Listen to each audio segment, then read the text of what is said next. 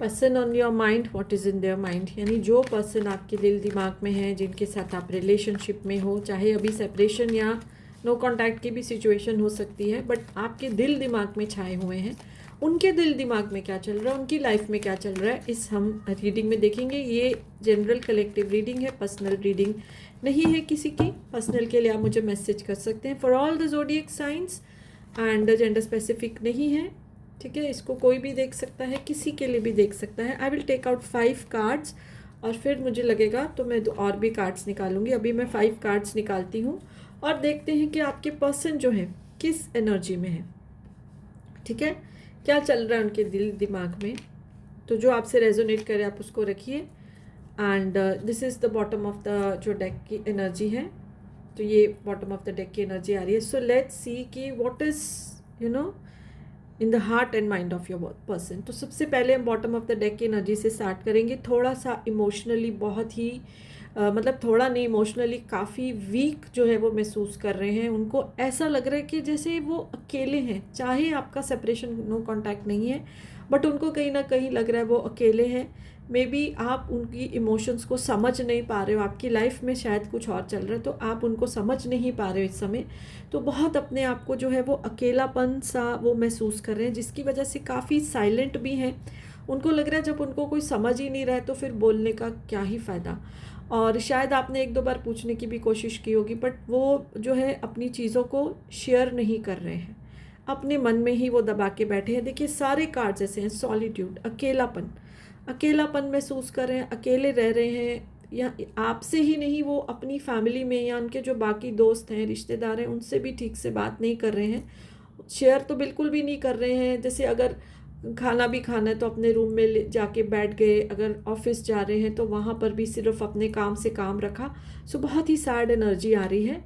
और लेकिन अगर देखा जाए एनर्जी तो उनकी सैड है, बट क्या होता है कि जब हम अपने आप में चले जाते हैं, क्वाइट रहते हैं, तो हमारी सोल को कहीं ना कहीं रेस्ट मिलता है।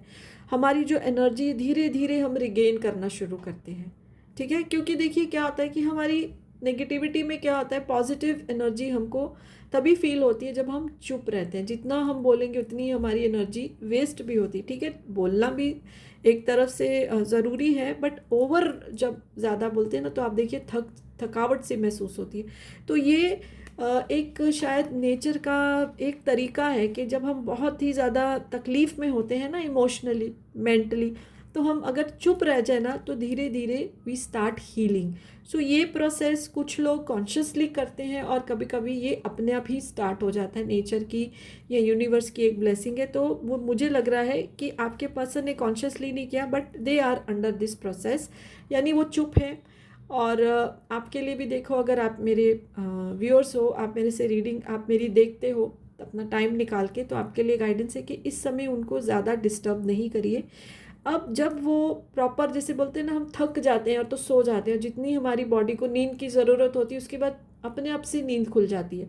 तो जितनी उनकी सोल लेवल को हीलिंग की ज़रूरत है, उसके बाद जब जो प्रॉपर उनका रेस्ट कंप्लीट हो जाएगा, वो खुद ही आएंगे आपके पास बात करने, चीज़ों को क्लियर करने। तब तक जो है आप भी वेट करिए, ठीक है। ये भी कार्ड वही बता रहा है कि अपने आप में वो हीलिंग जो ढूंढ रहे हैं, यूनिवर्स से ढूंढ रहे हैं, अपनी एनर्जी को वापस ले रहे हैं यूनिवर्स से, और अपनी जो सोल लेवल की जो शक्तियाँ हैं, जो स्ट्रेंथ है, उसको रिगेन करें, which is a very beautiful natural process. हर कोई कभी ना कभी इस प्रोसेस से गुजरता है, और कोई लोग इसको स्पिरिचुअल अवेकनिंग के एक स्टार्ट भी बोल सकते हैं। स्पिरिचुअल अवेकनिंग तभी होती है जब हमको सोल की स्ट्रेंथ के बारे में समझ आती है। तो let them go through this process. तो उनको ये जाने दीजिए, आप उनको डिस्टर्ब नहीं करिए। आपसे वो बात नहीं करे इसका ये मतलब नहीं है कि रिलेशनशिप में कोई दरार आ गई है। थोड़ा सा कांटेक्ट लेस होगा, बट जैसे ही वो एक नई ऊर्जा में आएंगे, न्यू एनर्जी में आएंगे, वो देखिए रिलेशनशिप को बहुत स्ट्रेंथन करेंगे।